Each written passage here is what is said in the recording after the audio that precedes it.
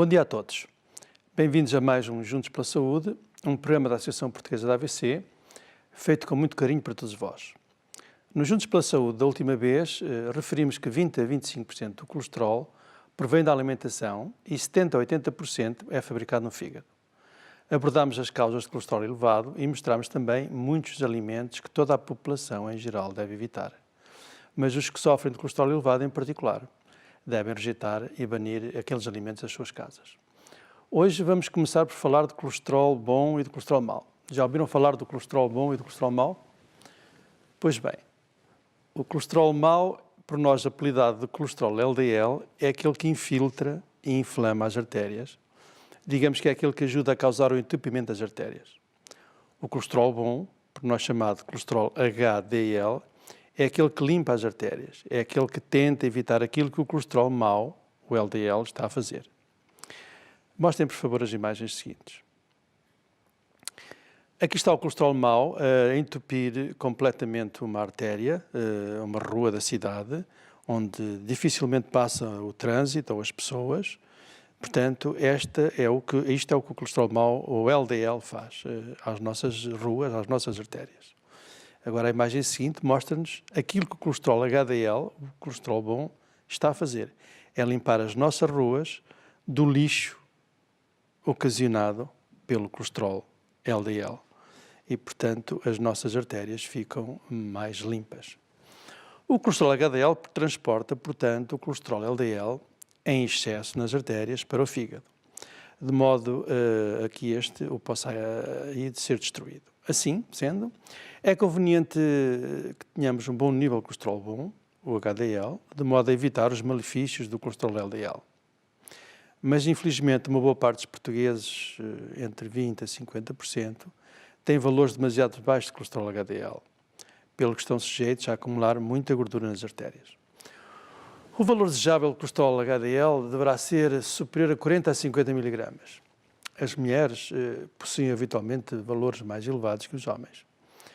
Por outras palavras, o nosso corpo precisa de pelo menos 40 a 50 carros de lixo para manter a cidade limpa, ou seja, as nossas ruas, artérias limpas.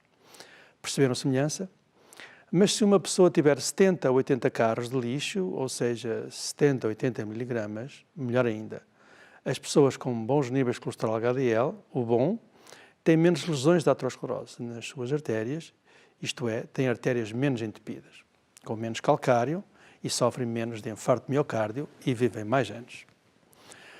As pessoas com níveis baixos de colesterol HDL, menos de 40 mg%, ou seja, menos de 40 carros de lixo, costumam ter artérias mais entupidas. E o que é o colesterol total? Agora é que vão mudar de canal, agora é que vão desistir de me ouvir, porque acham que tudo isto é muito complicado. Está bem, concordo, mas a Associação Portuguesa da AVC o que pretende é ajudar os doentes a tomar boas decisões, junto dos médicos, ao fornecer-vos a informação básica e essencial na área da saúde. Só deste modo é possível defender-vos e apoiar-vos. É importante reter o que atrás foi dito e o que eu vou dizer a seguir. Uma boa parte dos médicos só fala no valor de colesterol total e os rastreios de colesterol efetuados pelas farmácias e pelas diferentes associações de voluntários também só registram níveis de colesterol total. Mas apesar de ser uma boa informação, ela não é a melhor. O colesterol total é a soma do colesterol LDL, o mau, e do colesterol HDL, o bom, e ainda de uma pequena percentagem de colesterol que existe noutra gordura chamada triglicerídeos, que aliás irá motivar um programa em breve. Já pensaram que o colesterol total pode estar elevado à custa de um aumento do colesterol bom, o HDL? Por outro lado, já pensaram que o colesterol total está normal, mas o colesterol mau pode estar elevado e, por conseguinte, estar a ser prejudicial? Em função do valor normal do colesterol total, este doente não é medicado, apesar de poder ter o colesterol LDL demasiado elevado para a sua situação clínica. Portanto, é o colesterol LDL que realmente nos interessa. Em síntese, o colesterol total não é o melhor indicador, nem para os médicos, nem para os doentes. O colesterol que realmente importa é o colesterol LDL, o mau. Perguntem sempre, pois, ao vosso médico qual é o valor de colesterol LDL. Está bem? E quanto aos valores de colesterol mais desejáveis para todos nós? O valor de colesterol total deve oscilar entre 120 a 190 mg por cento. Estes valores indicativos são da minha responsabilidade. Mais adiante fundamentarei esta afirmação. Nos jovens abaixo de 18 anos, o colesterol total deve situar-se entre 120 a 170 mg por cento. E qual deve ser o valor do colesterol LDL, o mau? Este deve encontrar-se entre 70 e os 130 mg por cento, dependendo dos casos. Para toda a população, o ideal era que o colesterol LDL rondasse os 115 mg por cento. O colesterol total acima de 190 mg já é elevado, acima de 240 é muito elevado e acima de 280 a 300 mg é terrivelmente elevado e, por isso, muito perigoso. O colesterol LDL, acima de 130 mg por cento, é elevado. Acima de 160 mg por cento é muito elevado. E acima de 190 é terrivelmente elevado e, por isso, também potencialmente muito perigoso. Falamos dos valores mais altos de colesterol. Mas será que existem valores demasiado baixos do colesterol total ou do colesterol LDL? Têm aparecido notícias de que o colesterol total, ou mesmo o LDL, muito baixos, são perigosos. Pois bem, que fique bem claro. Ninguém sabe exatamente qual deve ser o valor mais baixo do colesterol total ou do colesterol LDL, que seja mais seguro para o ser humano. Muitos médicos acham que valores de colesterol total 120 a 130 mg são considerados como demasiado baixos, mas muitos outros médicos estão habituados a observar nos seus doentes esses mesmos níveis de colesterol, ambos, anos após anos, sem que isso represente qualquer perigosidade para eles. Se houvesse algum efeito adverso relacionado com valores baixos de colesterol, isso já não teria sido detectado nos vegetarianos e, sobretudo, nos seguidores da dieta vegana, ambos caracterizados por terem valores de colesterol total a rondar quase sempre os 120, 130 mg. Na minha experiência pessoal, também nunca presenciei qualquer efeito negativo do colesterol total a rondar os 120 mg por cento. E olhem que esses valores já foram determinados em largas dezenas de doentes, sem que eu me tivesse apercebido de qualquer malefício. Quanto aos valores de colesterol LDL, o que as recomendações internacionais médicas afirmam é que muitas situações clínicas é extremamente benéfico trazer os valores de colesterol LDL para baixo de 70 mg por cento e muitas vezes para baixo de 50 mg por cento. Na medida em que só com esses níveis é que os doentes têm menos infartos de miocárdio, menos AVCs e menos mortes. E porquê? Porque esses valores são os únicos capazes de evitar a progressão da aterosclerose. O mesmo é dizer que são os únicos capazes de evitar o entupimento progressivo das artérias. Níveis de colesterol LDL de 50 a 70 mg ajudam mesmo a desentupir as artérias, uma vez que conseguem diminuir a quantidade de colesterol presente nos ateromas. Uma vez mais, nenhum efeito negativo foi observado, sendo esses valores, portanto, completamente seguros. E por que é que os médicos querem valores tão baixos de colesterol? Esta questão já foi respondida há pouco, mas vale a pena repetir. Em primeiro, porque quanto mais baixo for o colesterol total, menos sofrerá de aterosclerose, ou seja, menos entupimento das artérias terá. Em segundo, porque quanto menor for o valor de colesterol, menos doenças cardiovasculares irá sofrer. Em terceiro, porque quanto menor for o colesterol naqueles que já tiveram infarto de miocárdio ou infarto cerebral, menor será a probabilidade dessas doenças se repetirem nesses doentes. Em quarto, porque quanto menor for o valor de colesterol, menos hipóteses terão de morrer. Para além do mais, e como já foi dito, os valores baixos de colesterol total ou de colesterol LDL não acarretam quaisquer riscos para o doente.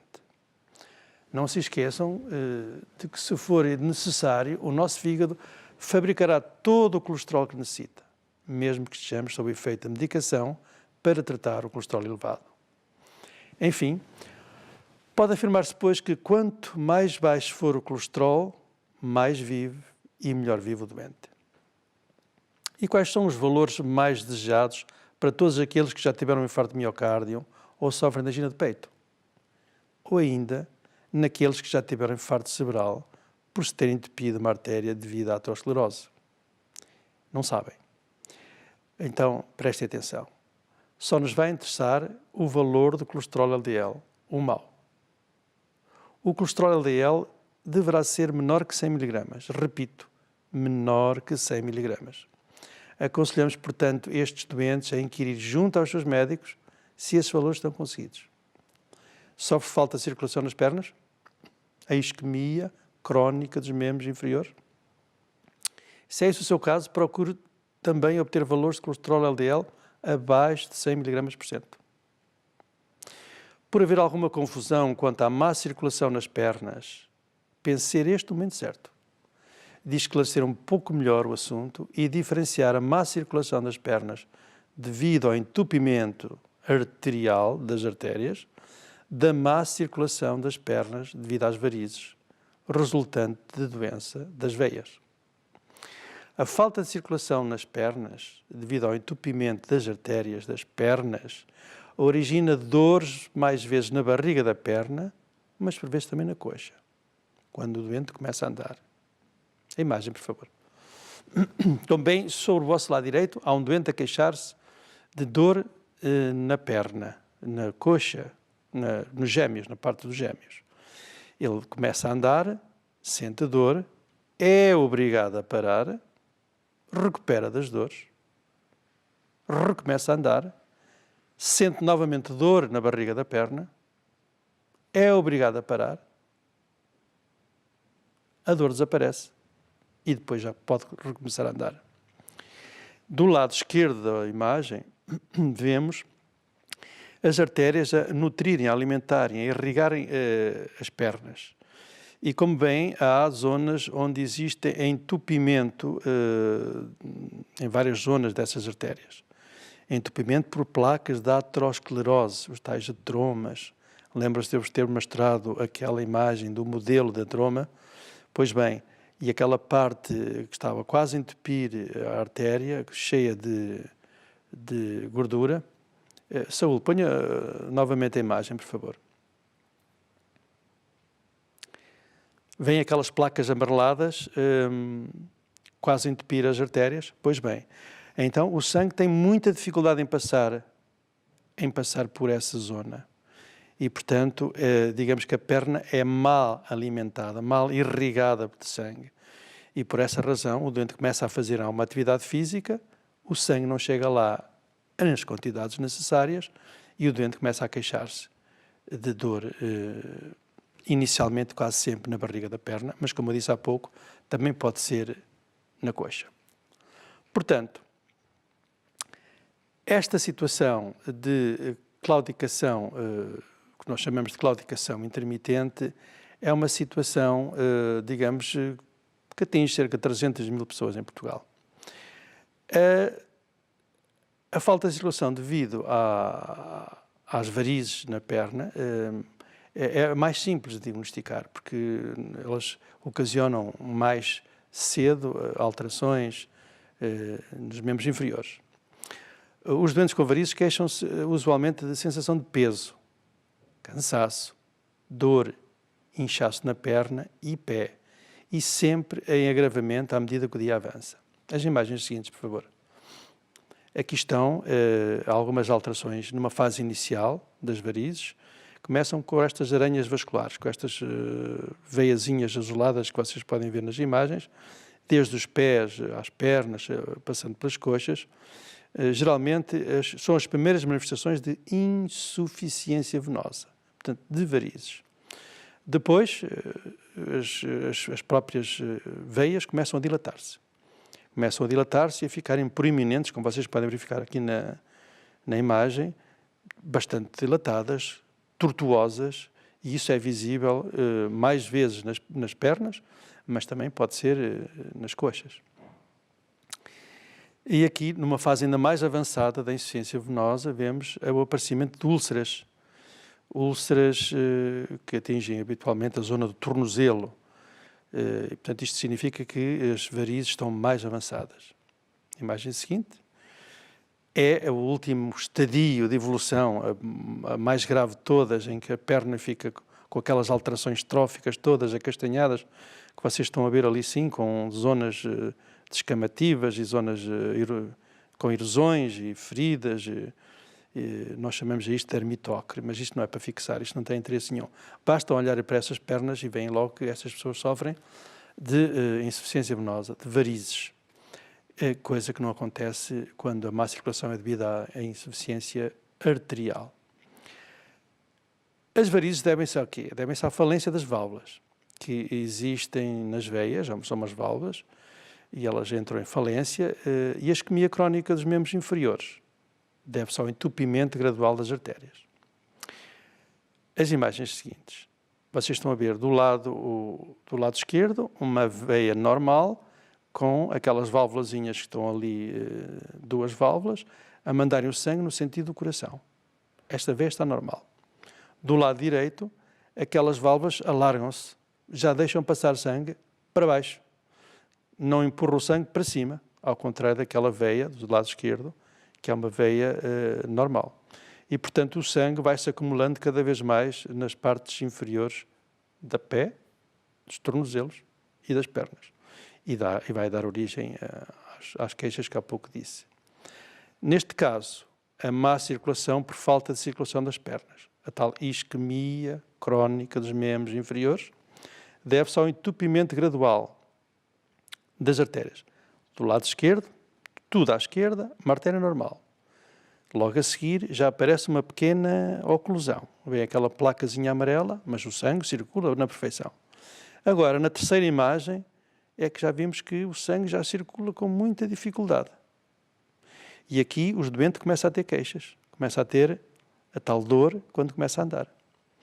E do lado direito, toda a imagem do lado direito é quando há oclusão completa, isso vai acabar por dar origem à morte dos tecidos irrigados por essa artéria.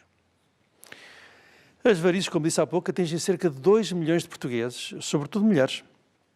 E a isquemia crónica dos membros inferiores rondará os 300 mil pessoas, portanto, muito mais infrequente. Estão esclarecidos sobre o que é a má circulação das pernas? 2 tipos, portanto. Espero bem que sim. É por acaso diabético, ou sofre de insuficiência renal crónica grave, ou está em diálise? Sabe como é que está o seu valor de colesterol LDL? Pois bem, não sabe. Mas esse valor deverá situar-se, uma vez mais, abaixo dos 100 mg. É o número-chave, abaixo de 100 mg por cento. E se para além do colesterol elevado for muito obeso, hipertenso, sedentário e ainda fumador, tudo na sua pessoa, tudo na mesma pessoa, qual será o melhor valor de colesterol LDL? Correto. É aquele que tenho vindo a citar, abaixo de 100 mg por cento. Se estes valores de colesterol LDL forem conseguidos, todos vós irão viver mais e melhor. Não tenham quaisquer dúvidas quanto a isso. Como puderam constatar, não falei do valor de colesterol total, uma vez que não tem tanto interesse ou importância quanto o valor do colesterol LDL. E se for diabético e já tiver tido um infarto de miocárdio ou infarto cerebral, devido ao muito entupimento da artéria, ainda muito pior. Então, neste caso, e se tiver ainda a isquemia crónica dos membros inferiores, tudo, teve infarto, teve isquemia, tem essas doenças todas na sua pessoa, qual deverá ser o valor de colesterol LDL? Como já repararam, tratam-se de doentes muito graves, muito mais graves que os anteriores. Eles têm várias doenças. Nestes casos, os valores de colesterol LDL devem ser ainda mais baixos. Devem situar-se abaixo de 70 mg por cento. Uma vez mais, pergunta ao seu médico se esse valor está atingido, pois só desta maneira é possível evitar um novo infarto na sua pessoa.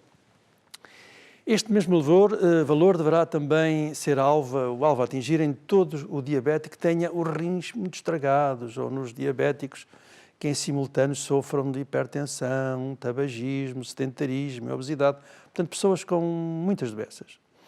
Existe alguma altura, mudando um pouco de assunto, certa para medir o colesterol? Sim, independentemente da idade, chamo a atenção para isto. Todos os filhos ou primos direitos de homens com passado de infarto cerebral ou infarto de miocárdio abaixo dos 55 anos, se forem mulheres, ou com história de infarto cerebral ou infarto de miocárdio abaixo de 65 anos, neste caso se forem mulheres, no primeiro caso era se fossem homens, peço desculpa, devem medir o colesterol. Portanto, estejam atentos. Pessoas com história de doença de infarto de miocárdio em homens abaixo de 55 anos, em mulheres abaixo de 65 anos, os seus filhos e os seus sobrinhos devem medir o colesterol, porque há perigosidade de terem essas doenças. O colesterol deve ser medido também em qualquer idade se alguns familiares próximos tiverem um valor de colesterol de 240 mg. Portanto, é um valor já elevado. Também em qualquer idade, se for diabético, se for muito obeso, uma pessoa obesa tem que medir o colesterol. Uma pessoa hipertensa tem que medir o colesterol. Em qualquer idade, um fumador tem que medir o colesterol. Se tiver disfunção erétil, tem que medir o colesterol. Seja aos 20, 30, 40, 50, 60 anos. Os doentes com passado de infarto de miocárdio ou angina do peito, infarto cerebral ou AIT, ou isquemia crónica dos membros inferiores, devem repetir as medições de colesterol de modo a que sejam atingidos os valores atrás mencionados. Se for saudável e se tiver familiares saudáveis, só deve medir o colesterol quando tiver mais de 20 anos para uns, ou vejam bem, ou mais de 40 anos para outros autores. Depois, cada 5 anos, se os valores estiverem sempre normais. Quantas pessoas, ou melhor, quantos adultos sofrem de colesterol em Portugal? Cerca de 50% dos adultos. Repito, cerca de 50% dos adultos portugueses sofrem de colesterol elevado. Por conseguinte, quase 4 milhões, ou arrondar os 4 milhões de habitantes. Um valor impressionante, não acham? Encontram-se quase tantos homens como mulheres a sofrer de colesterol elevado. As pessoas entre os 30 e os 60 anos são as que mais sofrem de colesterol elevado. E atenção, vou empregar pela primeira vez o termo médico que tanto impressionou Saúl de hipercolesterolemia.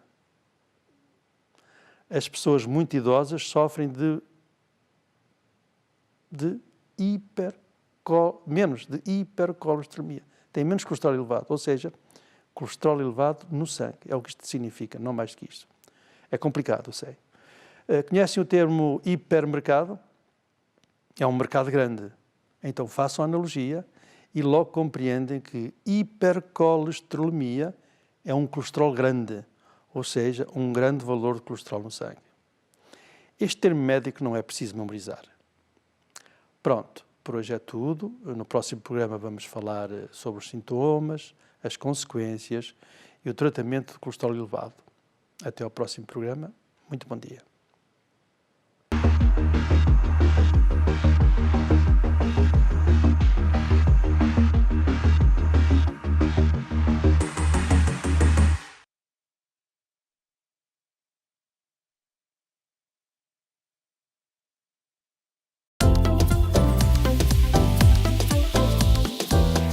Ângelos TV, uma janela de esperança com Fátima mais perto de si.